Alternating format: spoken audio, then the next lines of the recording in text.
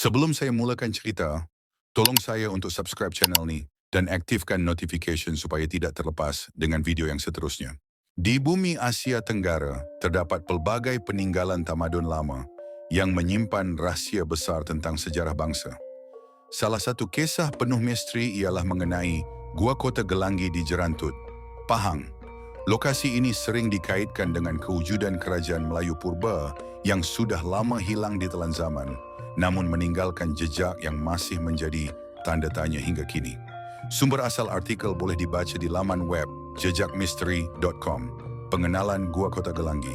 Terletak lebih kurang 30 km dari Bandar Jerantut, Gua Kota Gelanggi adalah sebahagian daripada rangkaian Gua Batu Kapur yang dipercayai terbentuk sejak lebih 150 juta tahun lalu.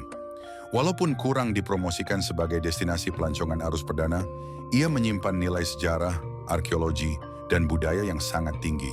Dari sudut geologi, gua ini terbentuk hasil pemendapan laut pada zaman Permian. Kompleks gua yang dipenuhi ruang dan lorong panjang menjadikannya seolah-olah sebuah kota semula jadi. Nama Kota Gelanggi pula timbul kerana bentuk gua yang dikatakan menyerupai sebuah kota besar dengan tembok seakan-akan gelang pertahanan. Penduduk tempatan turut menamakan gua-gua di sekitarnya dengan nama unik seperti Gua Balai, Gua Taman, dan Gua Tongkat, dipercayai melambangkan fungsi tertentu dalam sebuah kota purba.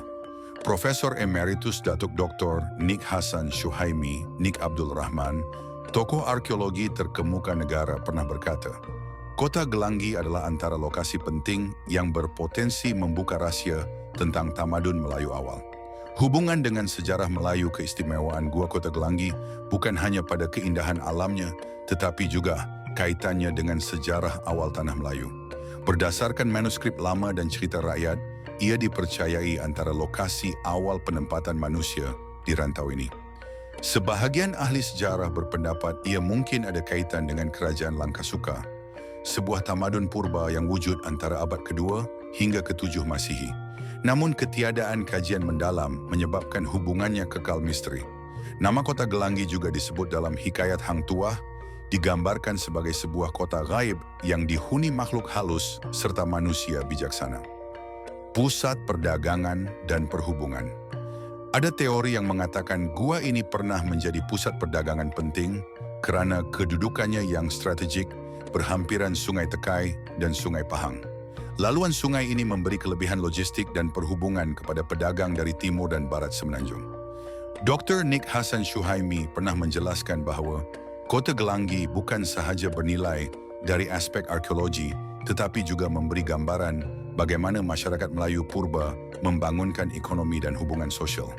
Keindahan alam dan aura misteri batu kapur di dalam gua dihiasi stalaktit dan stalagmit yang kelihatan seperti seni bina ukiran tangan manusia. Ada lorong yang menyerupai balai diraja, menjadikannya mempesonakan bagi sesiapa yang masuk. Namun, di sebalik keindahan itu, banyak juga kisah aneh diceritakan. Ada pengunjung yang mendengar bisikan misteri, melihat bayangan ganjil, atau sesat walaupun sudah mengenal laluan. Penduduk kampung pula percaya, gua ini dijaga oleh roh halus yang melindungi harta karun gaib. Hanya boleh ditemui oleh mereka yang dianggap layak. Legenda dan mitos Kota Gelanggi tidak dapat dipisahkan daripada kisah rakyat. Ada yang mengatakan ia sebuah kota besar yang makmur, tetapi akhirnya lenyap akibat sumpahan kerana melanggar pantang larang gaib. Ada juga yang percaya ia kini tersembunyi dalam kabus, hanya dapat dilihat oleh orang tertentu. Dalam hikayat Merong Mahawangsa, terdapat rujukan kepada sebuah kota purba yang hilang akibat sumpahan, dipercayai merujuk kepada Kota Gelanggi. Selain itu, kisah tentang penjaga gaib turut popular. Ada yang mengatakan berupa jin, ular raksasa, bahkan Garuda.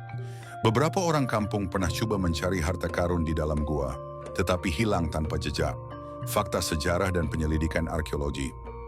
Pada tahun 1930-an, ahli geografi British bernama H.C. Robinson melaporkan kewujudan struktur menyerupai benteng kota di kawasan ini.